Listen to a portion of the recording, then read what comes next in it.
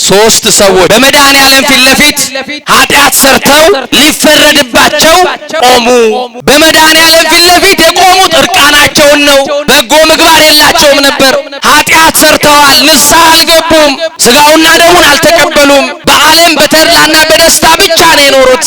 ሞትሰ ግብተ ይመጽእ ከመ ሰራቂ፣ ሌባ በየትኛው ሰዓት እንደሚመጣ እንደማናውቀው ሌባ ነው። ሞት ሌባ ተብሏል። ድንገት ተጠሩና በመድኃኔዓለም ፊት ሶስት ሰዎች ቆሙ።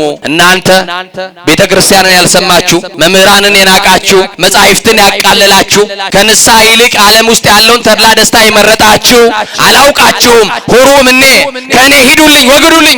ለሰይጣንና ለመልእክተኞቹ የተዘጋጀውን ገሃነም ትወርሳላችሁ፣ ወደ ሲኦል ሂዱ አላቸው መድኃኔዓለም። አንደኛው ነፍስ የሲኦልን ደጅ ከፊት ያይ እሳቱ አይጠፋም፣ ትሉ አንቀላፋም፣ ወደዛ ውስጥ እንዴት ሆኜ ነው ምገባው እያለ እያነባ እያለቀሰ ምን አለ ቤተ ክርስቲያንን ብሰማት፣ ምን አለ መምህራንን ብሰማ፣ ምን አለ መጻሕፍትን ብሰማ እያለ እየተጸጸተ ተፈርዶበታልና ወደ ሲኦል ጉዞ ማድረግ ጀመረ። መድኃኔዓለም ግን በዙፋኑ ሆኖ ያየው ነበር ይህን በምሕረቱ። ሁለተኛዋ ነፍስ አንቺም ሂጂ አለ። ሁለተኛዋ ነፍስ ግን ወደ መሬት ጎንበስ ብላ መሬቱን እያየች እንባዋን እርግፍ እያደረገች መሄድ ጀመረች። ሶስተኛዋም ነፍስ ተፈረደባት። አንቺም ሂጂ ወደ ሲኦል አላት መድኃኔዓለም። እሷ ደግሞ የሲኦልን በር አላየችም፣ መሬትም አላየችም። ወደ ኋላ ዞራ መድኃኔዓለምን እያየች እያለቀሰች መሄድ ጀመረች። ሶስቱም የሲኦል ደጅ ላይ ሲደርሱ መድኃኔዓለም ቁሙ አላቸው። መከራውን ያቆምልህ። ተጠየቁ አላቸው። ምን ተገበርኪ? ተጠየቂ። አይቴ ነበርኪ? የት ነበርክ? ምን ሰራክ? ጥያቄ ጠየቅ። ከማን ብሔር ነበርሽ አይልም። ምንኛ ቋንቋ ስትናገር ቆየሽ አይልሽ። የሥራ ፖዚሽን ምንድነው አይልም። ተምራል አልተማርክም አይልም። ምን ሰራክ ይላል። የት ነበርክ ይላል መድኃኔዓለም። ከዛ በኋላ ተጠየቁ። እሺ መድኃኔዓለም እንጠየቃለን። አንቺ ወደ ሲኦል ሂጂ ስልሽ የሲኦል በሩ ለምንድን ነው ያየሽው አላ። እሳቱ አይጠፋም። እንዴት እችለዋለሁ ይሄንን እሳት? ስለ ኃጢአቴ በቃ እያለቀስኩኝ እንዴት ነው መሆነው እዚህ እሳት ውስጥ እያልኩ ያንን እሳት እያየሁ ነው የሄድኩት አለች። ሁለተኛዋ ተጠየቂ። ለምንድን ነው መሬት ያየሽው አላት። በራሴ አፍሬ አለች። በሉ እስቲ ምንም ያኮራ ስራ አለን ደግሞ በራሴ አፍሬ በሉ። አዎ በራሴ አፍሬ ምን አለ መምህራንን በሰማው ቤተ ክርስቲያንን መጻሕፍትን ባላቃለልኩ ንስሐ በገባው ብዬ በራሴ አፍሬ መድኃኔዓለም አለች። ሶስተኛዋ ተጠየቂ። ለምንድን ነው ዞረሽ ወደ ኋላ እያየሽ ሄድሽው አላት። መሐሪ ነህ ብዬ ያለች። ጨክነ ለእሳት አሰጠኝም ብዬ፣ አዛኝ ነህ ብዬ፣ ርሩ ነህ ብዬ አንተን እያየው አለች። መድኃኔዓለምም ምሕረት አድርጌላችኋለሁ መልአኩን አዘዘና ወደ ገነት ወሰዳቸው አለ።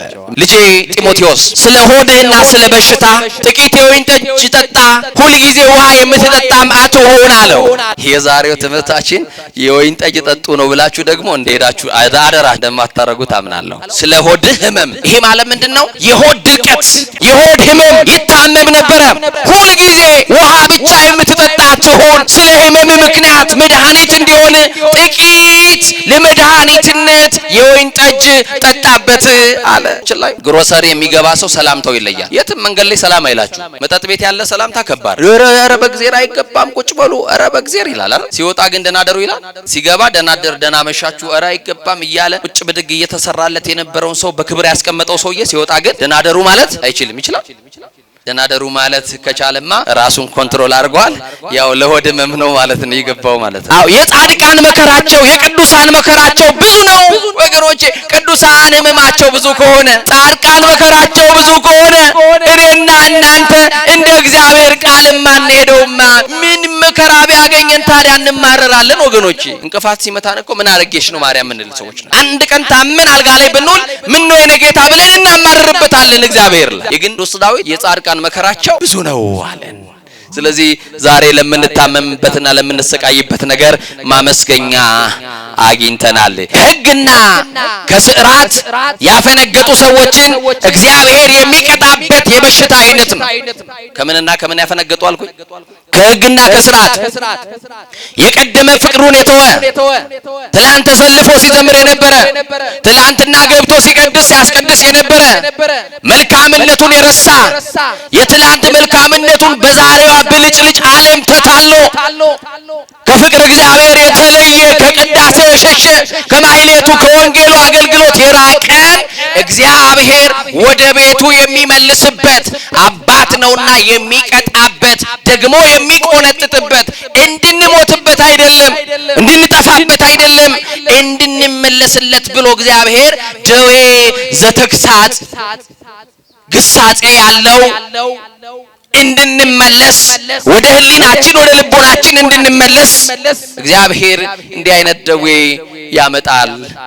አንዳንድ ጊዜ ታስተውላላችሁ በጣም በትህትና የምናጋቸው አገልጋዮች በጣም በትህትና የምናቃቸው ቤተክርስቲያን ሳሚዎች የሆነ ጊዜ የሚፈልጉት ነገር ሲከናወንላቸው ያሰቡት ነገር ሲሞላላቸው ከእግዚአብሔር ሐሳብ ኮብልለው ወደ ዓለም ይሄዳሉ።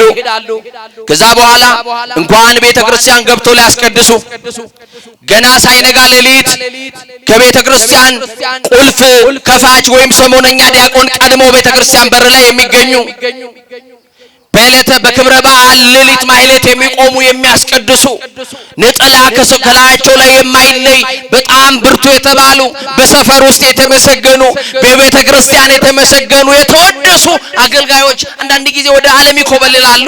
እግዚአብሔርን ጀርባ ይሰጡታል እና መቼም ጥጋባ ይሆነልን ማለት የሀገራችን ሰው የጠገበ ሰው ገደሉ ሁሉ መስክ ይመስለዋል ይባላል። ገደሉ ሁሉ ምን ይመስለዋል? አዎ ቅልዝለል ይላል።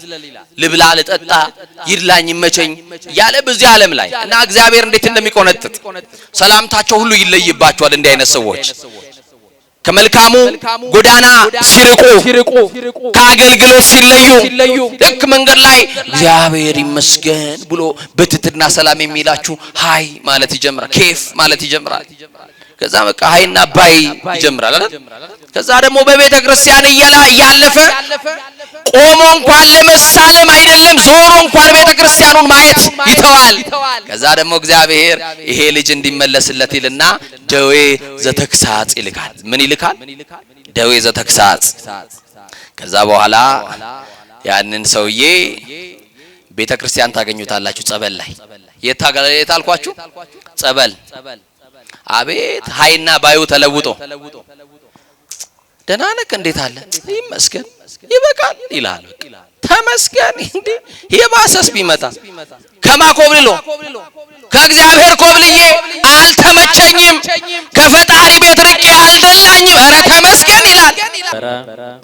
ሊያዩት የማይቻል ስውር ሊቀርቡት የማይቻል እሳት ሊዳስሱት የማይቻል የኃይል መንፈስ ኃያላን ሊቋቋሙት የማይቻላቸው የማይሾሙት ንጉስ እንደ ቸርነቱ አባታችን እንደ መለኮትነቱ አምላካችን ፀሐይን በቀን ጨረቃና ከዋክብትን በሌሊት ያሰለጠነ እድሜ የጨመረልን አማኑኤል ዘመን የቀጠለልን አማኑኤል ነጭ ያለበሰን አማኑኤል የሽበትን ክብር ዘውድ አድርጎ በራሳችን ላይ የደፋልን አማኑኤል በማያኖሩ ሰዎች መካከል የሚያኖረን አማኑኤል ወጥተን እስክንገባ ተኝተን እስክንነሳ የማይለየን አማኑኤል በአደባባይ የነበረው ታሪካችንን በጓዳ የከተተልን አማኑኤል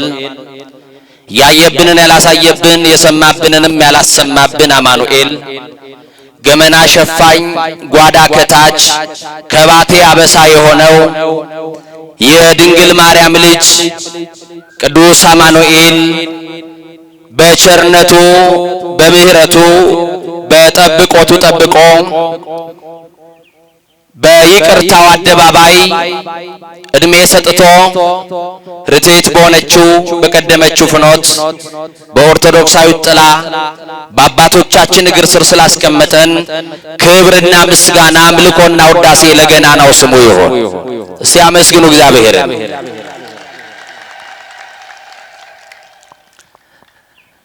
ለቃል ርደት ለስጋ ምርገት መሰላል የሆነች የአዲስ ኪዳን ኪሩብ ከሰማይ የረቀቀች ዳግሚት ሰማይ በቀደመ ልመናዋ ፍጥረት የምታስምር አዛኝ የጻድቃን ወዳጅ የኃጥአን አማላጅ እናታችን መመኪያችን አማላጃችን የጭንቅ ደራሽ ኪዳነ ምሕረት ጓዳችን በረሃብ ዘመን በልተን የጠገብንባት መሶባችን በጥማት ዘመን ጠጥታን የረካንባት ጽዋችን ልብሳችንም ጉርሳችንም ሁሉ ነገራችን ስለሆነች አማኑኤልና ድንግል ማርያም ክብር ለእናታችን ለድንግል ማርያም ለስሟ ይሁን። አመስግኗት።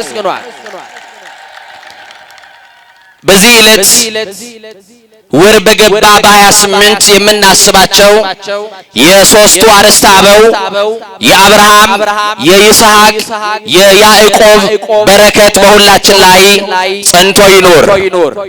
የተፈጠርንበት ዓላማ እግዚአብሔር ይመስገን ብለን ክብሩን ለመውረስ ነውና ከዚህ ያላጎደለን አምላካችን የበደላችንና የኃጢአታችንን መብዛት በፊቱም ያሳየነውን የምግባር ጉድለት ሳይመለከት ከማያልቅ ልግስናው ከማይጓደል ቸርነቱ ዕድሜ ልንሳ ስለሰጠን አማኑኤል በድጋሚ አምላካችን ስሙ የከበረ ይሁን።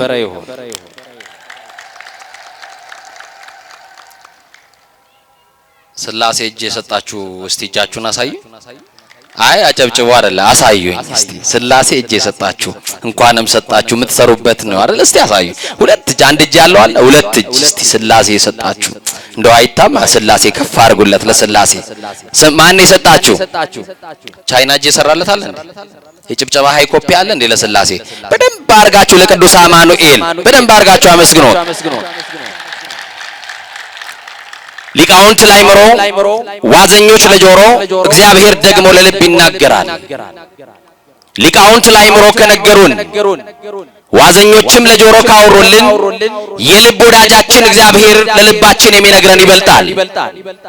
ከአለት በላይ የጠነከረው ልባችንን በፍቅሩ መዶሻ ሰብሮ የሚረባንን የሚጠቅመንን የሚያስተምረን እግዚአብሔር ማን ያውቃል በዚህ ጉባኤ ውስጥ የማንን ጥያቄ በቃሉ እንደሚመልስ?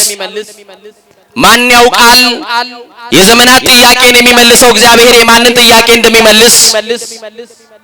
የተዘበራረቁትን የኑሯችንን ጉዳይ የሚሰበስበው መድኃኔዓለም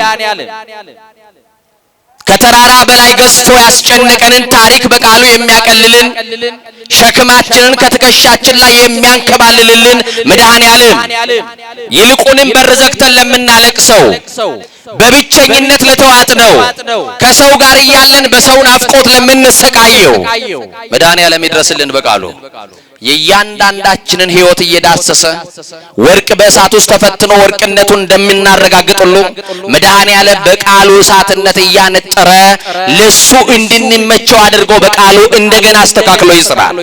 ማን ይስራን? የምንነጋገርበት የትምህርታችን ርዕስ የምናደርገው በቅዱስ ማርቆስ ወንጌል ምዕራፍ 5 ቁጥር 29 ላይ ያለውን መለኮታዊ ቃል በማንሳት ነው። ቃሉ ከስቃይዋ ዳነች ይላል። ይህንን ቃል ከኔ ጋራ ሁላችሁም ትጠራላችሁ። ከስቃይዋ ዳነች። መድኃኔዓለም ከስቃይና ከመከራ ያድነን።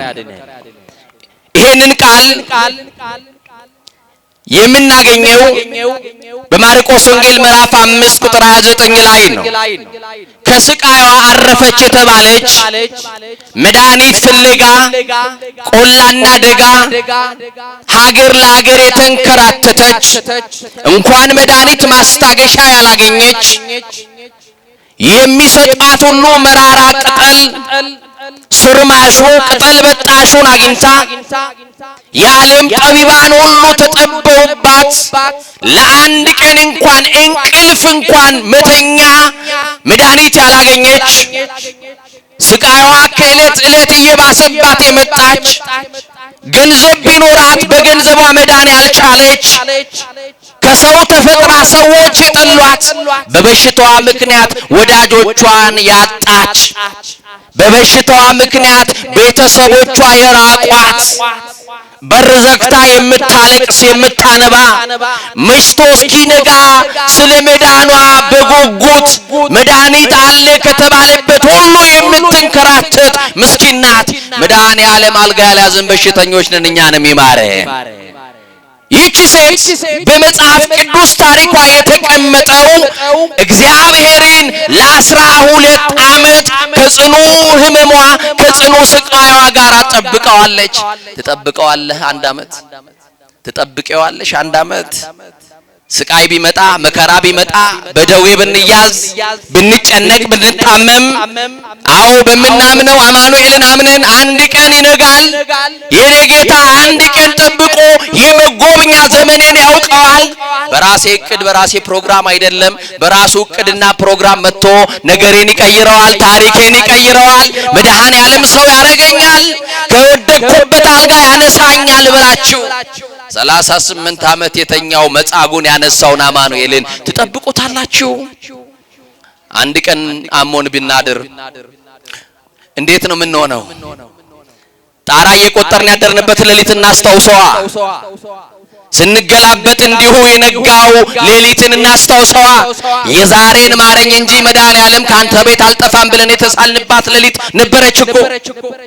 የዛሬን ይቅር በለኝ የዛሬን እለፈኝ እንጂ መድኃኔዓለም ከዚህ አልጋ አንሳኝ እንጂ ካንተ ደጅ አርቅም ብለን ስለት የገባንበት እኮ ሌሊት ነበረ። የአስቸጋሪ ሌሊት አስጨናቂ ሌሊት የመከራ የሕማም የስቃይ ሌሊቶች ያለፉልን ከመድኃኔዓለም ጋር ሆነን ነው። አሁንም ያሳልፍልን አማኑኤል ያሳልፍልን። ደዌ ምንድነው? ይቺ ሴት 12 ዓመት በበሽታ በደዌ የተሰቃየች ሴት ናት።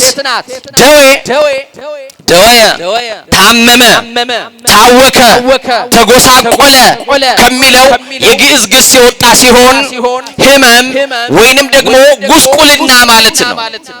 እግዚአብሔር ከሕመምና ከጉስቁልና ነፃ ያወጣል።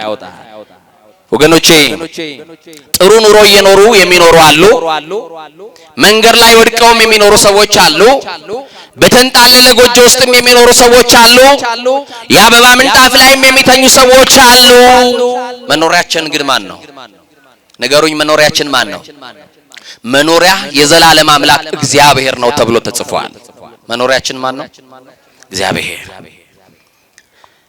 በቤተ ክርስቲያናችን 5 አይነት ደዌ አለ። ስንት አይነት? 5 አይነት ደዌ አለ። የመጀመሪያው ደዌ ዘንጽ ይባላል ወይንም የንጽህና ደዌ ማለት ነው። እስቲ የንጽህና ደዌ በሉ። አሁን በህመም ውስጥ ያለን ብዙ ጊዜ ጸበል እየገባን ሆስፒታል እየተከታተልን ያለን ሰዎች በህመማችን ሁሉ ዛሬ እንድናመሰግንበት ይሄ ትምህርት ይነግረናል። የመጀመሪያው ደዌ ዘንጽ ይባላል። በገድል በትሩፋት ብዛት በቅዱሳን ላይ የሚመጣ የደዌ አይነት ነው። በማን ላይ ያልኩኝ? በቅዱሳን ብላችሁ አስምሩልኝ። በማን ላይ? በቅዱሳን ላይ የሚመጣ የደዌ አይነት ነው። ቅዱሳን 2 ጊዜ ይታመማሉ። ስንት ጊዜ ይታመማሉ? ቅዱሳን ከታመሙማ የኔና የናንተ ህመም ማመስገኛ ነው ዛሬ። የሰማችሁኝ ነው አይደል? ቅዱሳን 2 ጊዜ ይታመማሉ። የመጀመሪያው በሰሩት ገድልና ትሩፋት እንዳይመጻደቁ ምን እንዳይመጻደቁ ወይንም ደግሞ በሚሰሩት ትሩፋትና ገድል እንዳይመኩ ቅዱሳን ይታመማሉ። ይሄ ደዌ ዘንጽ ይባላል። የንጽህና ደዌ ይባላል። ሁለተኛ ቅዱሳን የሚታመሙት እግዚአብሔር የቅዱሳንን ልብ ከትዕቢት ለማዳን ሲል ይታመማሉ። ለምሳሌ ሰው ይፈውሳሉ። በጉባኤ መካከል ወንጌል ያስተምሩና ሽባውን ይተረትራሉ፣ እውር ያበራሉ፣ ለምጽ ያነጻሉ። ማታ ግን ወደ ባታቸው ሲገቡ የሚጎስማቸው ደዌ ይላክባቸዋል። ለምን? እኔ እኮ የማልታመመው ጻድቅ ስለሆንኩ ነው፣ ከራሴ ብቃት የተነሳ ነው እንዳይሉ፣ ከራሴ ቅድስና የተነሳ ነው እንዳይሉ፣ የጸጋው ባለቤት እግዚአብሔርን እንዲያስቡ በሰሩት ገድልና ትሩፋት እንዳይመኩ፣ እንደዚሁም ቅዱሳን የሚታመሙት እግዚአብሔር ራሱ የቅዱሳንን ልብ ከትዕቢት ለመጠበቅ በታቢዮ እንዳይጠፉ በቅድስና እንዲጸኑ ለምእመናን ፍኖተ ሕይወት እንዲመሩ ቅዱሳን 2 ጊዜ ይታመማሉ።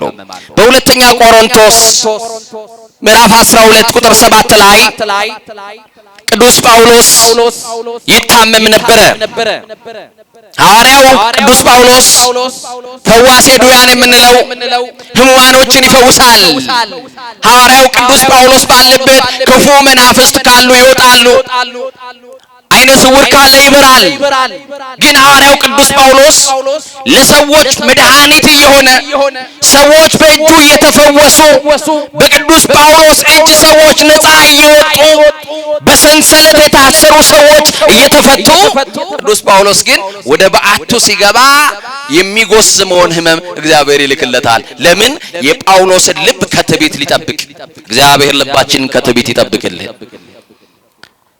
ቅዱስ ጳውሎስ እንዲህ አለ፣ በብዙ ራእይ እንዳልታበይ ሰውነቴን የሚጎስም ራሴን የሚቀጠቅጥ የሰይጣን መልእክተኛ ታዘዘብኛል።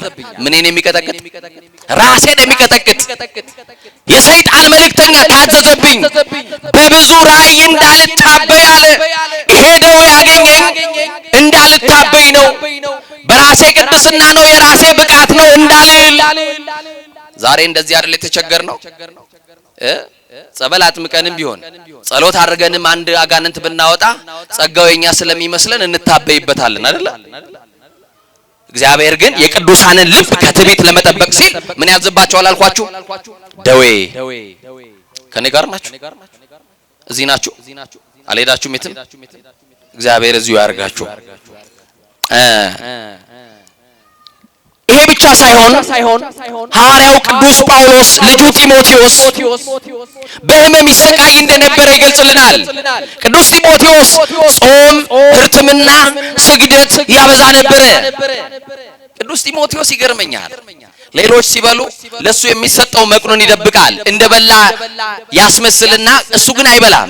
አንድ ቀን፣ ሁለት ቀን፣ ሶስት ቀን ጾምን ያበዛል ምግብ ሳይበላ። ግን ወንጌል እያገለገለ ጸጋ እንዲበዛልኝ ብሎ ቅዱስ ጢሞቴዎስ በጾም ስለሚቆይ አንጀቱ እየታጠፈ እንደውም ሊቃውንቱ የሳምባ ምች የሚባል በሽታ እንደነበረበት ሐዋርያው ቅዱስ ጳውሎስ ደግሞ ለልጁ ለጢሞቴዎስ በአንደኛ ጢሞቴዎስ መልእክት ምዕራፍ 5 ቁጥር 23 ላይ እንደዚህ ብሎ መክሮታል። ልጄ ጢሞቴዎስ ስለ ሆድህና ስለ በሽታ ጥቂት የወይን ጠጅ ጠጣ፣ ሁልጊዜ ውሃ የምትጠጣም አትሁን አለው። ምን ጠጣ አለው? የዛሬው ትምህርታችን የወይን ጠጅ ጠጡ ነው ብላችሁ ደግሞ እንደሄዳችሁ አደራችሁ እንደማታረጉት አምናለሁ። ስለምን አለው? ስለ ሆድህ ህመም። ይሄ ማለት ምንድነው? የሆድ ድርቀት፣ የሆድ ህመም ይታመም ነበረ። ሁል ጊዜ ውሃ ብቻ የምትጠጣ ትሆን። ስለ ህመም ምክንያት መድኃኒት እንዲሆን ጥቂት ለመድኃኒትነት የወይን ጠጅ ጠጣበት አለ። ብዙዎቻችን እናውቃለን። አሁን አንድ ጥቅስ እናውቃለን አይደለ? ወይን ያስተፌስል በሰው ይላል ሰው ሁሉ። ይህችን ጥቅስ ማያውቅ የለም። እንደው አትስከር የሚለውንም ደግሞ እናያለን አብረን። እሺ አዎ፣ ሰው በነገራችን ላይ ግሮሰሪ የሚገባ ሰው ሰላምታው ይለያል። የትም መንገድ ላይ ሰላም አይላችሁ። መጠጥ ቤት ያለ ሰላምታ ከባድ ነው። ኧረ በእግዚአብሔር አይገባም ቁጭ በሉ ኧረ በእግዚአብሔር ይላል አይደል? ሲወጣ ግን ደህና ደሩ ይላል። ሲገባ ደህና ደር ደህና መሻችሁ ኧረ አይገባም እያለ ቁጭ ብድግ እየተሰራለት የነበረውን ሰው በክብር ያስቀመጠው ሰውዬ ሲወጣ ግን ደህና ደሩ ማለት አይችልም። ይችላል? ደህና ደሩ ማለት ከቻለማ ራሱን ኮንትሮል አድርጓል። ያው ለሆድ ህመም ነው ማለት ነው ይገባው ማለት ነው። እግዚአብሔር ከሁላችን ጋር ይሁን። ሁለተኛው ደዌ ዘእሴት ይባላል። የመጀመሪያው ደዌ የንጽህና ደዌ፣ ይሄኛው ደግሞ የደዌ አይነት ዋጋ እንድናገኝ፣ ክብር እንዲበዛልን፣ ጸጋ እንዲበዛልን ከእግዚአብሔር ከራሱ ከአምላካችን የሚታዘዝ የህመም አይነት ነው። የሰማችሁ ይናር ጸጋ እንዲበዛልን ከእግዚአብሔር የሚታዘዝ ደዌም እንዳለ እንድታውቁ ነው። ከእግዚአብሔር የሚታዘዝ የደዌ አይነት ነው። ቅዱሳን ጻድቃን ሰማዕታት አላውያን ነገስታት ካደረሱባቸው መከራ ይልቅ ባላውያን ነገስታት ከተገረፉት ግርፋት በእስር በእንግልት ከደረሰባቸው መከራ ይልቅ ጸጋ እንዲበዛልን ክብር እንዲበዛልን ብለው ወደ በረሃ ወርደው በጾም በጸሎት በሕርትምና በተጋሎ ሲቆዩ ደዌ ዘእሴት ከእግዚአብሔር ክብር እንዲበዛላቸው የታዘዘ የደዌ አይነት ያገኛቸዋል። ለዚህ ነው በብዙ ጣዕም አለወነ ንባለ መንግሥተ ሰማያት፣ በብዙ መከራ ወደ መንግሥተ መንግሥተ ሰማያት እንገባ ዘንድ አለንና ተብሎ የተጻፈውን የወንጌል ቃል ምክንያት አድርገው ቅዱሳን አባቶቻችን በዚህ ደዌ ወደ በረሃ ሄደው እንዲህ ባለ ህመም ይያዛሉ። በዚህ በሐዋርያት ሥራ ምዕራፍ 12 ቁጥር 24 ላይ እግዚአብሔር በበሽታ ምክንያት ጸጋቸውን ያበዛላቸው እንደነበረ ተጽፏል። ነብዩ ዳዊት በመዝሙሩ ላይ እንደዚህ ይላል መልሶ መዝሙር 33 ቁጥር 19 ላይ ብዙ ሕማሞሙ ለጻድቃን የጻድቃን መከራቸው ብዙ ነው ይለናል። የጻድቃን ምናቸው ንገሩኝ እንጂ አው የጻድቃን መከራቸው የቅዱሳን መከራቸው ብዙ ነው ወገኖቼ። ቅዱሳን ህመማቸው ብዙ ከሆነ ጻድቃን መከራቸው ብዙ ከሆነ እኔና እናንተ እንደ እግዚአብሔር ቃል ማንሄደውማ ምን መከራ ቢያገኘን ታዲያ እንማረራለን ወገኖቼ? እንቅፋት ሲመታን እኮ ምን አረጋሽ ነው ማርያም ምን ልል ሰዎች ነን አይደለ? አንድ ቀን ታመን አልጋ ላይ ብንውል ምን ነው የኔ ጌታ ብለን እናማርርበታለን እግዚአብሔር ላይ። የግን ቅዱስ ዳዊት የጻድቃን መከራቸው ብዙ ነው አለን። ስለዚህ ዛሬ ለምንታመምበትና ለምንሰቃይበት ነገር ማመስገኛ አግኝተናል። በዚህ ደዌ ዘሴት በሚለው ከእግዚአብሔር በታዘዘ ደዌ ደግሞ ክብር እንዲበዛለት የተፈተነው ጻድቁ ኢዮብ ነው። ካለን ሰዓት የዚህን ታሪክ ማየት አንችልም። ሁላችንም ጻድቁ ኢዮብ ባለጸጋ እንደነበረ፣ ልጆች እንደነበሩት፣ ሀብት እንደነበረው፣ ኋላም ደግሞ ሰይጣን እንደፈተነው፣ በቁስል እንደተመታ እስከ መጨረሻ ድረስ በእምነቱ ጸንቶ እግዚአብሔርን ካድና ሙት ሰድበ ሙት እንኳን ስትለው ከሰነፎች ሴቶች መካከል እንዳንዲቷ ነሽ፣ እግዚአብሔር ይታመናል እንጂ አይካድም ብሎ እግዚአብሔርን አምኖ በመጨረሻ ላይ ክብርና ጸጋውን አብዝቶ በቁስል የተመታውን አካሉን ፈውሶ በደዌ የደቀቀውን ኢዮብ ኃይሉን አድሶ እንደ ንስር የጠፋው ሀብት ንብረቱን እግዚአብሔር እንደመለሰለት እንገነዘባለን ማለት ነው። ሶስተኛው ደዌ ዘተክሳጽ ይባላል። ደዌ ዘመን ይባላል ዘተክሳጽ ከሕግና ከሥርዓት ያፈነገጡ ሰዎችን እግዚአብሔር የሚቀጣበት የበሽታ አይነት ነው። ከምንና ከምን ያፈነገጡ አልኩኝ? ከሕግና ከሥርዓት የቀደመ ፍቅሩን የተወ ትላንት ተሰልፎ ሲዘምር የነበረ ትላንትና ገብቶ ሲቀድስ ሲያስቀድስ የነበረ መልካምነቱን የረሳ የትላንት መልካምነቱን በዛሬዋ ብልጭልጭ ዓለም ተታሎ ከፍቅር እግዚአብሔር የተለየ ከቅዳሴ የሸሸ ከማይሌቱ ከወንጌሉ አገልግሎት የራቀ እግዚአብሔር ወደ ቤቱ የሚመልስበት አባት ነውና የሚቀጣበት ደግሞ የሚቆነጥጥበት እንድንሞትበት አይደለም እንድንጠፋበት አይደለም እንድንመለስለት ብሎ እግዚአብሔር ደዌ ዘተክሳጽ ግሳጼ ያለው እንድንመለስ ወደ ህሊናችን ወደ ልቦናችን እንድንመለስ እግዚአብሔር እንዲህ አይነት ደዌ ያመጣል። አንዳንድ ጊዜ ታስተውላላችሁ በጣም በትህትና የምናጋቸው አገልጋዮች በጣም በትህትና የምናቃቸው ቤተክርስቲያን ሳሚዎች የሆነ ጊዜ የሚፈልጉት ነገር ሲከናወንላቸው ያሰቡት ነገር ሲሞላላቸው ከእግዚአብሔር ሐሳብ ኮብልለው ወደ ዓለም ይሄዳሉ። ከዛ በኋላ እንኳን ቤተክርስቲያን ገብቶ ሊያስቀድሱ ገና ሳይነጋ ሌሊት ከቤተክርስቲያን ቁልፍ ከፋች ወይም ሰሞነኛ ዲያቆን ቀድሞ ቤተክርስቲያን በር ላይ የሚገኙ በዕለተ በክብረ በዓል ሌሊት ማህሌት የሚቆሙ የሚያስቀድሱ ነጠላ ከላያቸው ላይ የማይለይ በጣም ብርቱ የተባሉ በሰፈር ውስጥ የተመሰገኑ በቤተ ክርስቲያን የተመሰገኑ የተወደሱ አገልጋዮች አንዳንድ ጊዜ ወደ ዓለም ይኮበልላሉ። እግዚአብሔርን ጀርባ ይሰጡታል እና መቼም ጥጋባ ይሆንልን ማለት የሀገራችን ሰው የጠገበ ሰው ገደሉ ሁሉ መስክ ይመስለዋል ይባላል። ገደሉ ሁሉ ምን ይመስለዋል? አዎ ቅልዝለል ይላል። ልብላ ልጠጣ ይድላኝ ይመቸኝ ያለ በዚህ ዓለም ላይ እና እግዚአብሔር እንዴት እንደሚቆነጥጥ ሰላምታቸው ሁሉ ይለይባቸዋል። እንዲህ አይነት ሰዎች ከመልካሙ ጎዳና ሲርቁ ከአገልግሎት ሲለዩ ልክ መንገድ ላይ እግዚአብሔር ይመስገን ብሎ በትህትና ሰላም የሚላችሁ ሃይ ማለት ይጀምራል። ኬፍ ማለት ይጀምራል። ከዛ በቃ ሃይና ባይ ይጀምራል አይደል? ከዛ ደግሞ በቤተ ክርስቲያን እያለፈ ቆሞ እንኳን ለመሳለም አይደለም ዞሮ እንኳን ቤተክርስቲያኑን ማየት ይተዋል። ከዛ ደግሞ እግዚአብሔር ይሄ ልጅ እንዲመለስለት ይልና ደዌ ዘተክሳጽ ይልካል። ምን ይልካል? ደዌ ዘተክሳጽ። ከዛ በኋላ ያንን ሰውዬ ቤተክርስቲያን ታገኙታላችሁ ጸበል ላይ የታልኳችሁ ጸበል። አቤት ሃይና ባዩ ተለውጦ ደህና ነህ እንዴት አለ ይመስገን ይበቃል ይላል። ተመስገን እንዴ የባሰስ ቢመጣ ከማኮብልሎ ከእግዚአብሔር ኮብልዬ አልተመቸኝም ከፈጣሪ ቤት ርቄ አልደላኝም ኧረ ተመስገን ይላል። ይችላል እኮ በአንድ ጊዜ ጭብጥ አድርጎ ማጥፋት ይችላል አይችልም? ሐዋርያው ቅዱስ ጴጥሮስ በዚህ በዜና አበው ላይ ገርመኛል። እኔ በጣም ችኩል ስለነበር አንድ በምሳሌ የተቀመጠ ቃል አለና ቅዱስ ጴጥሮስ ኢየሱስን ጥያቄ ጠየቀው። መድኃኔዓለም ምን ብሎ ጠየቀው? ጌታ ሆይ አለው ዓለምን እንደምታስተዳድር ንጉስ እንደሆንክ አውቃለሁ። ደግሞ ከኔ ከባሪያህ ጋር ትበላለህ፣ ትጠጣለህ፣ ካደርኩበት ታድራለህ፣ ከዋልኩበት ትውላለህ። ንጉስ ቤተ መንግስት አለው፣ አንተ የለህም። ንጉስ ቁጭ ብሎ የሚፈርድበት ዙፋን አለው፣ ወታደሮች አሉት፣ የለህም። ዓለምን የምታስተዳድረው ቆይ መድኃኔዓለም አንተ የት ነው? የት አስቀምጠ ነው ዓለምን የምታስተዳድረው? ራስህ የት ተቀምጠ ነው ብሎ ጠየቀው። ይገርማል ይገርማል።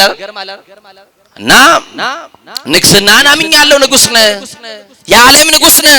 መዝሙረኛው ዳዊት ቀድሞ ተናግሮለታል በመዝሙር 73 ቁጥር 12 ላይ እግዚአብሔር ንጉስ ውእቱም ቅድመ ዓለም ሳይፈጠር እግዚአብሔር ንጉስ እንደነበር በቅድምና እንደነበር ከአብ ከመንፈስ ቅዱስ ጋር የሚተካከል እግዚአብሔር ወልድ ንጉስ እንደነበር ከወልድ ከመንፈስ ቅዱስ ጋር የሚተካከል አብ ንጉስ እንደነበር መንፈስ ቅዱስ ዓለምን የሚያስተዳድር ዓለምን የገዛ የፈጠረ ንጉስ እንደሆነ በአንድነት በሶስትነት የሚሰለስ አምላክ እንደሆነ ልዩ ሶስት አብ ወልድ መንፈስ ቅዱስ የምንለው የፍጥረታት ሁሉ ገዢ እግዚአብሔር እንደሆነ ያውቃል።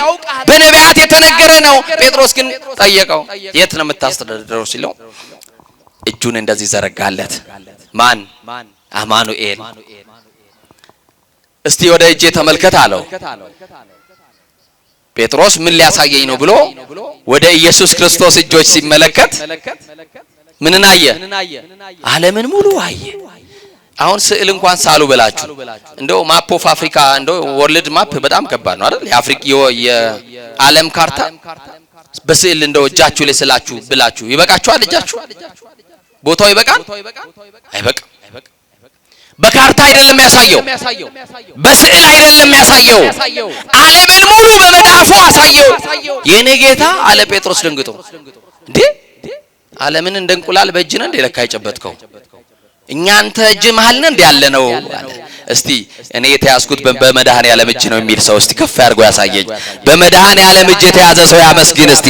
እኛ በማይጥለው በመድኃኔዓለም እጅ ያውም እንደ እንቁላል ተንከባክቦ ነው ያዘን፣ እንዳንወርቅበት እንዳንሰበርበት መድኃኔዓለም የሚንከባከበን ድብቅ ጸሎታችን የሚሰማ ቅርብ የሆነን የቅርብ የሆነ አምላካችን ነውና በእጁ ይዞናል። ለካ እንዴ በሱ እጅ ተይዘህ ነው እንደው የምታጎረመረመው? በሱ እጅ ተይዘህ ነው ስትጨነቅ የምታድረው? ያንተ ጉዳይ እኮ ያለው መድኃኔዓለም ጋር ነው። ያንቺ ጉዳይ ያለው እኮ ማንም ጋር አይደለም። ያንቺ ጉዳይ በሰው አልተያዘም። ሰው የሚፈታው አይደለም። ሰው የሚያስተካክለው ጉዳይ የለንም። የኛን ጉዳይ የሚፈታው ማን ነው? እኛ ራሳችን የተያዝነው በማን እጅ ስለሆነ ሲፈልግ ግን እንዲች አድርጎ መጨበጥ ይችላል መድኃኔዓለም። እየሰማችሁኝ ነው? ስንጨበጥ ደግሞ ከያዘን ከሰፈንን ጭብጥም ማን ነው ሞላ። ተገረመ ጴጥሮስ፣ ተገረመ ጴጥሮስ። ወይኔ መድኃኔዓለም ለካ በእጅ ላይ ነው ያለ ነው። እንደውም ቢያት በለኝ ልጠይቅ ጥያቄ ጠይቀኝ። ዓለምን ለአንድ ቀን ላስተዳድር እባክህ ስጠኝ አለው። ይቻላል? እንደው ፈቅዶ ቢሰጠው ጴጥሮስ ምን እንደሚያደርገን ምን እናውቃለን? የሰማችሁኝ? አዎ እግዚአብሔር ለሰው አሳልፎ ቢሰጠን፣ ውድቀታችሁን ለሚፈልጉ ሰዎች አሳልፎ ቢሰጣችሁ፣ ነጋ ጠባ እንቅፋት ለሚያስቀምጡባችሁ ሰዎች አሳልፎ ቢሰጣችሁ፣ ሞታችሁን ውርደታችሁን ለሚጠባበቁ ሰዎች አሳልፎ ቢሰጣችሁ፣ እንዲህ ነው ደግ አባት የኛ አባት። ውርደታችሁን ለሚጠብቁ ክብራችሁን እያሳየ፣ ውድቀታችሁን ለሚፈልጉ አቆሞ ያሳየ አይችሉም የተባሉትን አቆሞ በችሎታ በስራ ጠላት አፉን በእጁ ላይ እስኪጭ እጁን ባፉ ላይ እስኪጭ ድረስ ተአምር ያሰራ ጠላቶቻችሁን አፍ ያዘጋ እንዲህ ያደረገ የሚያኖራችሁ ማን እጅ ላይ ስለተያዛችሁ ነው። በቃ ለአንድ ቀን ላስተዳደር ዓለምን ስጠኝ አለው። የዓለም አስተዳዳሪ የዓለም ንጉስ ግን ለአንድ ቀን አለ። ጴጥሮስ የሸክላ ብርጭቆ ውስጥ ውሃ ሞልተክና አለው። በቃ ዓለምን የሚያስተዳድረው የሸክላ ብርጭቆ ውስጥ ውሃ ስቀዳ ነው ብሎ አሰበ። ሮጠና በሸክላ ብርጭቆ ውሃ ሞልቶ ጴጥሮስ መጣ። ይሄው ጌታ ያምጥቻለሁ በል ዓለምን ስጠኝ ላስተዳድር አለው።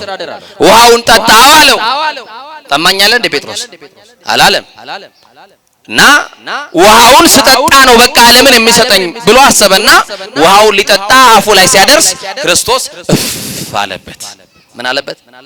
ጴጥሮስ አንቀላፋ። በዛች ቅጽበት ውሃውንም ሳይጠጣ ከእጁ ላይ የነበረው የሸክላ ብርጭቆ ወደቀ። የሸክላ ብርጭቆ ደግሞ ከመሬት ሲወድቅ ድምጽ አለው። ከሽ የሚለው ድምጽ ከእንቅልፉ አነቃው። አየህ ጴጥሮስ እኔ እኮ ዓለምን ማስተዳድረው ስለማላንቀላፋ ነው። ላንተ እኮ ለአንድ ቀን ብሰጥ በእንቅልፍ ዓለምን ገልብጠህ ታድር ነበር አለው። ያለነው በመድኃኔዓለም እጅ ነው። ክብር ለሱ ይሁን። በማይጥለው በማይዝል በክንዱ በጽኑ ክንዱ ነው ያለነው። ለመድኃኔዓለም ድጋሚ አመስግኑት መድኃኔዓለምን። ለውለታው ለአማኑኤል ምስጋና ይገባዋል። እና ደዌ ዘተክሳጽ እንዲህ ያለን ሰው እግዚአብሔር በዓለም ያለውን የሆነች ቆንጠጥ የሚያረግበትን በሽታ ሲልክለት ጸበል ላይ ታገኘዋለህ። ጸባዩ ተስተካክሎ ታዲያ እግዚአብሔር ሳይቀጣን በደዌ ዘተክሳጽ ካልሆነ በስተቀር አንመለስም ወገኖቼ። የአመጽ ዘመን አይደለም። ኃጢአት የምንጨምርበት ዘመን አይደለም። እግዚአብሔር አምላካችን ወደ ንስሐ እንድንመለስ ቅዱስ ፈቃዱ ይሁንልን። አራተኛውን ካለን ሰዓት እንመልከት። ደዌ ዘመቅጸፍት ይባላል። አራተኛው ምን ይባላል? ደዌ ዘመቅጸፍት ከሁሉ ደዌያት እጅግ የከፋና ፈጥኖ የሚገድል ነው። በእግዚአብሔርም ቁጣ የሚገለጥ ነው። ይሄ መቅጸፍት በሰዎች ላይ ግፍ ለመፈጸም በእግዚአብሔር ላይ ለሚያምጽ ልበ ደንዳና እብሪተኛ ለሆነ የሚታዘዝ የቁጣ የበሽታ የመቅጸፍት አይነት ነው። ለዚህ ጥሩ ማሳያ ንጉሥ ሄሮድስ ነው። ንጉሥ ሄሮድስን ታውቃላችሁ? የሐዋርያት ሥራ ምዕራፍ 12 ላይ አንብቡ። ንጉሥ ሄሮድስ የክርስቶስን ወንጌል የሚቃወም ነው። ቅዱሳን ሐዋርያትን የሚያሳድድ ነው። በክርስቲያኖች ላይ ልዩ ልዩ መከራ ያጸናባቸው ነበረ። ወታደሮችን እየላከ ያስገርፋቸው ነበረ። በወህኒም እያሰረ ያንገላታቸው ጽኑ የሆነ መከራን ያደርስባቸው ነበረ። በተለይ የቅዱስ ዮሐንስን ወንድም ቅዱስ ያዕቆብን አንገቱን ባስቀላው አንገቱን ባሰየፈው ጊዜ አይሁዳውያን ደስ አላቸው። ሄሮድስ ንጉሳችን ያዕቆብን የዮሐንስ ወንጌላዊውን ወንድም በመግደል እኛ ደስ ብሎናል። ያዕቆብ በመሞቱ ተደስተናል። እናንተ ባለጸጎች ስለሚደርስባችሁ ነገር ዋይ ዋይ በሉ። ልብሳችሁን ነቀዝ በላው፣ እህላችሁ ብል በልቶታል፣ ነቀዝ በልቶታል። ለኋላ ዘመን ብላችሁ ያከማቻችሁት ገንዘብ አያድናችሁም እያለ ባለጸጎችን ወደ ንስሐ የጠራ ሐዋርያ ነው። ነገስታቱንም በቁጣ የዘለፈ ነው። በያዕቆብ መሞት ተደስተናል ሲሉ ሄሮድስ እንዲህ አለ፣ ከሐዋርያት መካከል ያዕቆብን ብገድልላቸው እንደዚህ ከተደሰቱማ አሁንም አይሁዳውያን እንዲደሰቱ የሐዋርያት አለቃ የሆነው ጴጥሮስን በእስር ቤት ባስርላቸው ምን ያክል ይደሰታሉ ብሎ ሊቀ ሐዋርያት ቅዱስ ጴጥሮስን ምንም ሳያደርግ አመጣና ቅዱስ ጴጥሮስን አሳደደላቸው። በወህኒ ቅዱስ ጴጥሮስ ታሰረ። የሐዋርያት ሥራ ምዕራፍ 12 ቁጥር 23 ላይ ከእግዚአብሔር የታዘዘ መልአክ መጥቶ ሄሮድስን በጽኑ መቅጸፍት በደዌ መታው ይላል። በምን መታው? የእግዚአብሔር መልአክ ለሚታዘዙ ሰዎች ለምህረት ይላካል። ሰናይ ለሰብእ ወታዛዚ ለሕዝብ ወውእቱ ርሑቀ መዓት ወብዛ ምሕረት። ቅዱስ ሚካኤል ለምህረት ይላካል። ለሚታዘዙ ሰዎች እንደ እግዚአብሔር ቃል ለሚኖሩ ሰዎች ተውቦ ምሕረት ለሚካኤል ምሕረት ተሰጥቶታልና ይቅር በል ብሎ ተላኪ ተሰብ ይሄ ወደ ሰው ልጆች የሚላከው መልአክ ለምህረት ይላካል። እንደዚሁም ደግሞ በእግዚአብሔር ላይ ለሚያምጽ ልበደንዳና እብሪተኛ ለሆነው ለንቁጣም ለማዓት ለመቅሰፍት ቅዱሳን መላእክት ይላካሉ። ሄሮድስን በጽኑ ደዌ መታው። ሄሮድስ 5 ቀን ያክል በትል ተበላ። በምን አልኩ? በትል ከእግዚአብሔር የመጣን እንኳን መልሰው ወገኖቼ ሰውነቱ መፍረስ ጀመረ፣ መሽተት ጀመረ። በቆመ ያለ ሸተተ፣ ከረፋ 5 ቀን ድረስ እንኳን አልተመለሰም ነበር። ከ5 ቀን በኋላ ሄሮድስ ሰውነቱ ተልቶና በጽኑ ደዌ በ5ኛው ቀን ከርፍቶ ሸቶ በስብሶ ሞተ። ይሄ ደዌ ዘመቅሰፍት ይባላል። ምን ይባላል? አቤት ለዚህ ነው መጽሐፈ ምሳሌ ምዕራፍ 29 ቁጥር 1 ላይ እንደዚህ ይላል፣ ብዙ ጊዜ ተዘልፎ ያደነደነ ድንገት ይሰበራል ፈውስም የለውም ይላል። ብዙ ጊዜ ተዘልፎ ያደነደነ ድንገት ይሰበራል። እግዚአብሔር ድንገት ከመሰበር ይጠብቃል። 5ኛው ደዌ ዘኃጢአት ይባላል። ምን ይባላል? ደዌ ዘኃጢአት በተጠራቀመ ኃጢአት የሚመጣ ነው ይሄ ደዌ። ዛሬ ንስሐ እንገባለን እንላለን፣ እንቀጥራለን፣ ኃጢአትን እንጨምራለን። ነገ ንስሐ እንላለን፣ ሌላ ኃጢአትን እንጨምራለን። ከነገ ወዲያ እንቀጥራለን፣ ሌላ ኃጢአትን እንጨምራለን። የእግዚአብሔርን ምሕረት እንደ ሞኝነት በመቁጠር ወይም እግዚአብሔር መሐሪ ነው፣ እግዚአብሔር ይቅር ይለኛል እያሉ ደጋግሞ የእግዚአብሔርን ምሕረት ምክንያት እያደረጉ በሚሰሩ ሰዎች ላይ የሚመጣ መቅሰፍት ነው ደዌ ዘኃጢአት። ለምሳሌ ዝሙት ኃጢአት ነው አይደለም? ዝሙት ኃጢአት ነው። ብእሲ ወብእሲት አሐዱ አካል እሙንቱ ይላል ቅዱስ ጳውሎስ። አንድ አዳም ለአንድ ሔዋን ተሰጥቷል። አንድ ወንድ ለአንድ ሴት ተፈቅዷል። ከዚህ በዘለለ ላይፍ ኢዝ ቴስት እያሉ እንደ ብፌ እየዞሩ እዚህም እዛም ሲቃርሙ ደዌ ዘኃጢአት በኃጢአት ምክንያት በዝሙት ምክንያት የሚመጣ በሽታ አለ። እግዚአብሔር አድርሶ በማይመልስ በሽታ ይወሰዳችሁ። ለያጅም ለገናጅም የሚያስቸግር በሽታ አለ። ይጠብቃችሁ ስላሴ ሁላችንን ይጠብቀን። ስለዚህ ዝሙት ስጋን ያቆሽሻል። ያቆሽሻል አያቆሽሽም? ሐዋርያው ቅዱስ ጳውሎስ ሲነግረን ከዝሙት ሽሹ ነው ያለን። ከምን ሽሹ? ከዝሙት ሽሹ። ስለዚህ 5 አይነት እንዲህ አይነት ደዌዎች ከነገርን ከእንዲህ አይነት ኃጢአት ሊያነጻን የሚችለው እግዚአብሔር ነው። ልጆች ሲቆሽሹ ወደ እናታቸው ይሮጣሉ።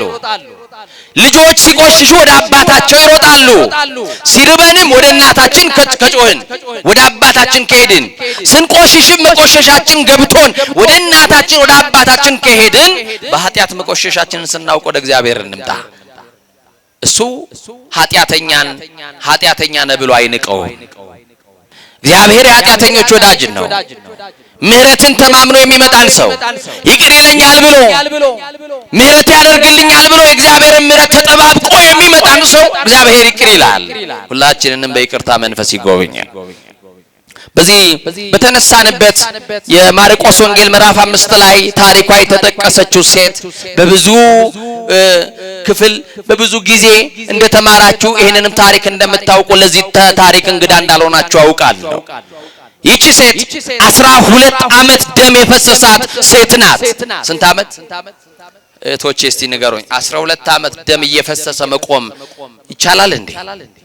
ማን ነው ያቆማት? 12 ዓመት ያቆማት ማን ነው?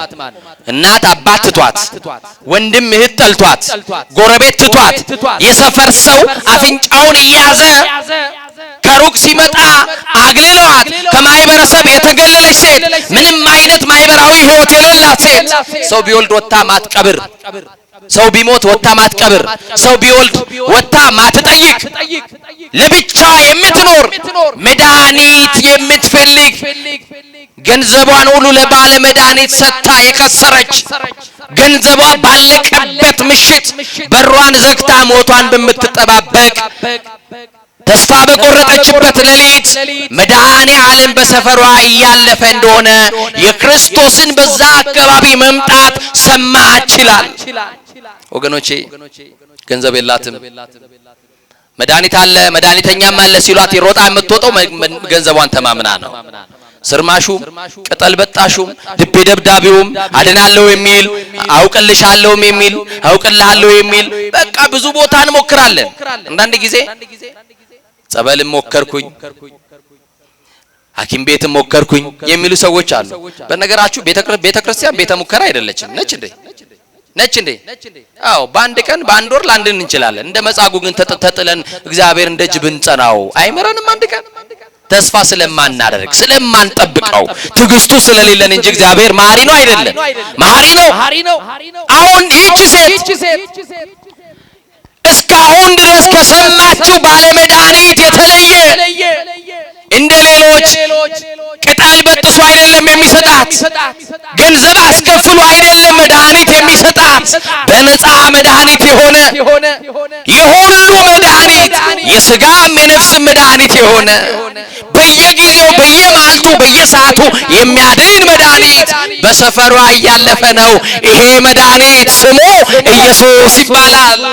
ማን ይባላል? በደንብ ጮክ ብላችሁ ንገሩ። ይሄ መድኃኒት ማን ይባላል? ኢየሱስ ማለት ምን ማለት ነው?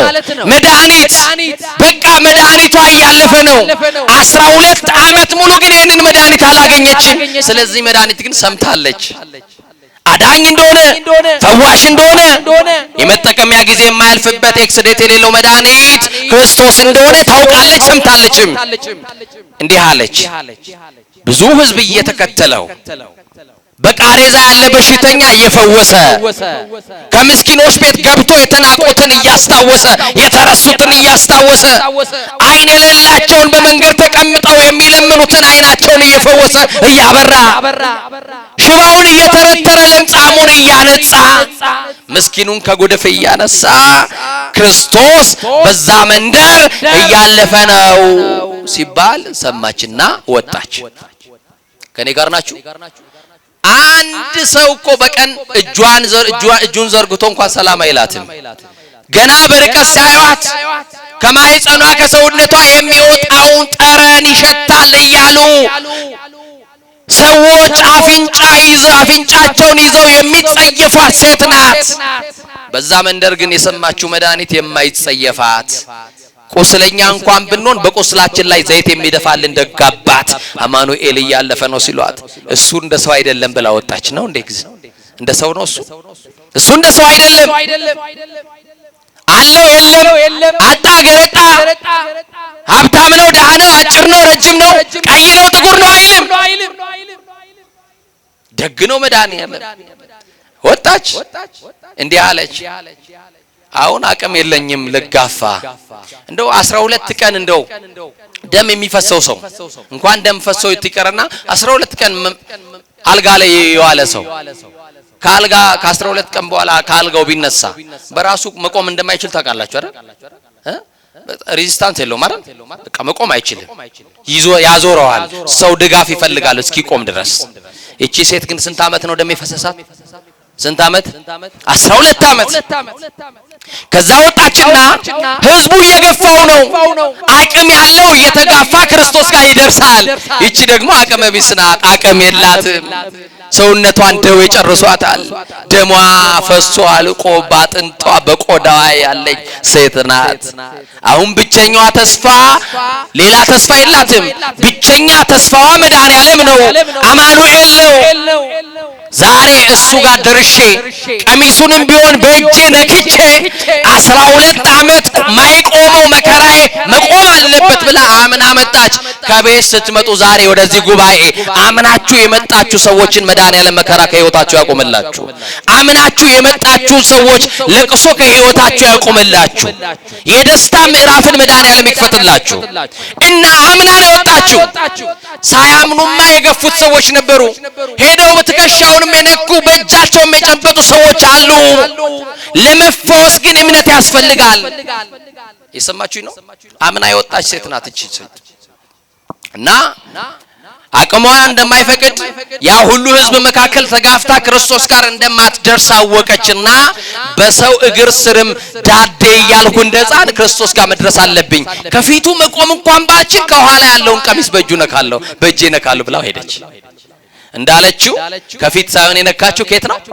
ከኋላ ሄደችና እንደምንም ቀሚሱን ብቻ በእጇ ነካች። ከዛ በኋላ ክርስቶስ እየሄደ እየተራመደ የነበረው ቀጥ ብሎ ቆመ። ቀሚሴን የዳሰሰኝ ማን ነው? የነካኝ ሰው አለ። ማን የነካኝ አለ። ደቀ መዛሙርቱ እንዲህ ብለው ያለ ዕውቀት መለሱለት። ጌታ ሆይ ብዙ ሕዝብ እየገፋ ነው፣ ብዙ ሕዝብ ይነካሃል። ከዚህ ሕዝብ መካከል እንዴት ሰው ነካኝ ትላለህ አሉት። አነካኳ ይለያል። በእምነት የነካችኝ ነው። ሳያምኑማ የነኩኝ አሉ። አይደለም የነኩኝ የገፉኝም አሉ። አንድም ሰው አልዳነም፣ አንድም ሰው አልተፈወሰም። አምኖ የነካኝ ሰው አለ። ከኔ ውስጥ ኃይል ሲወጣ ታውቆኛል አለ። ያ ኃይል መከራን የሚያቆም ኃይል ነው። ያ ኃይል ደም የሚያቆም ኃይል ነው። ያ ኃይል ከክርስቶስ የሚወጣው የትንሣኤ ኃይል ነው። ሞትን የሚያቆም ኃይል ነው። ይሄ ኃይል ያስፈልገናል። ይሄ የትንሣኤው ኃይል መከራን ከሀገራችን ያቆምልን፣ ሞትን ከሀገራችን ያቆምልን፣ መፈናቀልን ከሀገራችን ያቆምልን፣ ስደትን ከምድራችን ያርቅልን። አዎ ይሄ ኃይል ያስፈልገናል። መከራ እንዲቆምላችሁ፣ እንባ እንዲቆምላችሁ፣ ስቃይ እንዲቆምላችሁ፣ ደዌው እንዲቆምላችሁ። አልቆም ያለው የመከራ እንባችሁ የሚቆመው ክርስቶስን በእምነት ስትነኩት ነው። እና የተደረገለት ሰው ደግሞ ራሱን አይሸሽግም። ለካ ቀሚሱን በያዘች ሰዓት ያ የትንሣኤ ኃይል የዚችን ሴት ደም አቁሞታል። ጌታ ሆይ አለች በአደባባይ የተደረገላትን በሕዝብ መካከል ራሷን ሳትሸሽግ ኃጢአተኛ ናት ብሎ ያልናቃትን ጌታ እንዲህ ብላ መሰከረችለት። የቀሚስን ጫፍ ምኑን የቀሚስን ጫፍ በእጆቼ በነካው ሰዓት ደሜ ቀጥ ብሎ ቆሞልኛል አለች። መድኃኔዓለም ክብር ለስሙ ይሁን። ደሜ ቆሟል አለች። አሁን ደሜ ብቻ አይደለም የቆመው፣ ከሰው አጠገብ የማያቆመኝ ክፉ ሽታ፣ መጥፎ የነበረው ጠረን፣ ሰዎች አፍንጫቸውን ይዙ የነበረው መዓዛዬ ሁሉ ባንተ ተለውጧል አለች። ኧረ መዓዛውን መድኃኔዓለም መዓዛችን ይለውጥልን። ክፉውን ሽታ፣ የኃጢአትን ሽታ፣ ይሄን ክፉ ሽታና ክርፋት የሚቀይር አባት ነው። ግዴላችሁ ምእመናን፣ ወደ እግዚአብሔር ብቻ ነው ስትመጡ መዓዛችንን ለውጦት መዓዛችንን ቀይሮት ነው የምንሄደው። እና በእስራኤል እንዲህ ያለ ታላቅ እምነት አላየሁኝም። አንቺ ሴት አላት ከስቃይሽ ድነሻል አላት። ከምንሽ ከስቃይሽ ምን ብለሻል? እስቲ መድኃኔዓለም መሐሪ ነው በሉኝ። አማኑኤል መሐሪ ነው በሉኝ። ኢየሱስ ክርስቶስ መሐሪ ነው በሉኝ። እዚህ ጉባኤ ውስጥ በጣም ብዙ ህዝብ ነው ያለው፣ ግን እኔ ስትሉ አይሰማኝ። ለምን እንደሆነ አላውቅም። ጆሮዬ ችግር አለበት መሰለኝ። እስቲ አማኑኤል መሐሪ ነው በሉ። ሶስት ሰዎች ስንት ሰዎች? ሶስት ሰዎች በመድኃኔዓለም ፊት ለፊት ኃጢአት ሰርተው ሊፈረድባቸው ቆሙ። ስንት ሰዎች? በመድኃኔዓለም ፊት ለፊት የቆሙት እርቃናቸውን ነው። በጎ ምግባር የላቸውም ነበር። ኃጢአት ሰርተዋል፣ ንስሐ አልገቡም፣ ስጋውና ደሙን አልተቀበሉም። በዓለም በተድላና በደስታ ብቻ ነው የኖሩት። ሞትሰ ግብተ ይመጽእ ከመሰራቂ፣ ሌባ በየትኛው ሰዓት እንደሚመጣ እንደማናውቀው ሌባ ነው። ሞት ሌባ ተብሏል። ድንገት ተጠሩና በመድኃኔዓለም ፊት ሶስት ሰዎች ቆሙ። እናንተ ቤተ ክርስቲያንን ያልሰማችሁ፣ መምህራንን የናቃችሁ፣ መጻሕፍትን ያቃለላችሁ፣ ከንስሐ ይልቅ ዓለም ውስጥ ያለውን ተድላ ደስታ የመረጣችሁ አላውቃችሁም። ሁሩ እምኔ ከእኔ ሂዱልኝ፣ ወግዱልኝ፣ ለሰይጣንና ለመልእክተኞቹ የተዘጋጀውን ገሃነም ትወርሳላችሁ፣ ወደ ሲኦል ሂዱ አላቸው መድኃኔዓለም። አንደኛው ነፍስ የሲኦልን ደጅ ከፊት ያይ፣ እሳቱ አይጠፋም፣ ትሉ አንቀላፋም፣ ወደዛ ውስጥ እንዴት ሆኜ ነው ምገባው እያለ እያነባ እያለቀሰ ምን አለ ቤተ ክርስቲያንን ብሰማት፣ ምን አለ መምህራንን ብሰማ፣ ምን አለ መጻሕፍትን ብሰማ እያለ እየተጸጸተ ተፈርዶበታልና ወደ ሲኦል ጉዞ ማድረግ ጀመረ። መድኃኔዓለም ግን በዙፋኑ ሆኖ ያየው ነበር። ይሄን በምህረቱ ይሄን በይቅርታው ይሄን እና ሁለተኛዋን ነፍስ አንቺም ይዤ አለ። ሁለተኛዋ ነፍስ ግን ወደ መሬት ጎንበስ ብላ መሬቱን እያየች እንባዋን እርግፍ እያደረገች መሄድ ጀመረች። ሶስተኛዋም ነፍስ ተፈረደባት። አንቺም ሂጂ ወደ ሲኦል አላት መድኃኔዓለም። እሷ ደግሞ የሲኦልን በር አላየችም፣ መሬትም አላየችም። ወደ ኋላ ዞራ መድኃኔዓለምን እያየች እያለቀሰች መሄድ ጀመረች። ማንን እያየች? እዚህ ስትመጡ ማንን እያያችሁ መጣችሁ? ተማሩ ምኔ እስመ የዋህ ውእቱ ልቤ፣ ከኔ ተማሩ ያለው መድኃኔዓለም። እኔ ዛሬ በቃል አስተማርኳችሁ፣ በሕይወት ላላስተምር እችላለሁ። በቃል አውርቼላችኋለሁ። የኔን ሕይወት አይደለም ማየት ያለባችሁ፣ ተናጋሪው እግዚአብሔር ነው። ማን ነው ተናጋሪው? ማን ነው? እና በጣም የሚገርም ነው። ልክ ሶስቱም የሲኦል ደጅ ላይ ሲደርሱ መድኃኔዓለም ቁሙ አላቸው። መከራውን ያቆምልህ። ምን አላቸው? ቁሙ ተጠየቁ አላቸው። ተጠየቁ። ምን ተገበርኪ? ተጠየቂ። አይቴ ነበርኪ? ተጠየቅ። ምን ተገበርከ? ተጠየቅ። አይቴ ነበርከ? የት ነበርክ? ምን ሰራክ? የት ነበርሽ? ምን ሰራሽ? አለ መድኃኔዓለም። ጥያቄ ጠየቀ። ከማን ብሔር ነበርሽ አይልም። ምንኛ ቋንቋ ስትናገር ቆየሽ አይልሽ። የሥራ ፖዚሽን ምንድነው አይልም። ተምረሃል አልተማርክም አይልም። የሰማችሁ ይኖር። ምን ሰራክ ይላል። የት ነበርክ ይላል መድኃኔዓለም።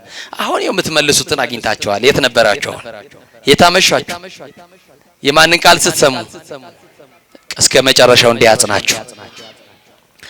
ከዛ በኋላ ተጠየቁ። እሺ መድኃኔዓለም እንጠየቃለን። አንቺ ወደ ሲኦል ሂጂ ስልሽ የሲኦል በሩ ለምንድን ነው ያየሽው አላት። እሳቱ አይጠፋም። እንዴት እችለዋለሁ ይሄንን እሳት? ስለ ኃጢአቴ በቃ እያለቀስኩኝ እንዴት ነው መሆነው እዚህ እሳት ውስጥ እያልኩ ያንን እሳት እያየሁ ነው የሄድኩት አለች። ሁለተኛዋ ተጠየቂ።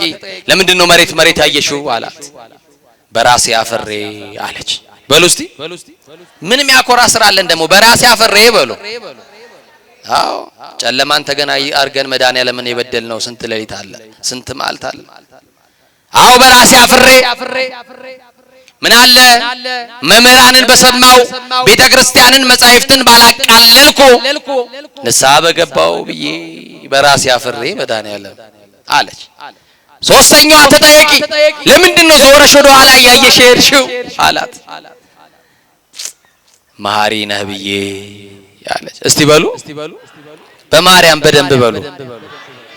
አይሰማም። ድገሙት። ምንድን ነው ብዬ? መሐሪ ነህ ብዬ፣ ጨክነ ለእሳት አሰጠኝም ብዬ፣ አዛኝ ነህ ብዬ፣ ርሩ ነህ ብዬ አንተን እያየው አለች። መድኃኔዓለምም ምህረት አድርጌላችኋለሁ ብሎ መልአኩን አዘዘና ወደ ገነት ወሰዳቸው አለ። መድኃኔዓለም ከጨለማ ወደ ብርሃን ያወጣል። ወመኑ መሐሪ ዘከማከ፣ እንዳንተ ያለ መሐሪ ማን ነው?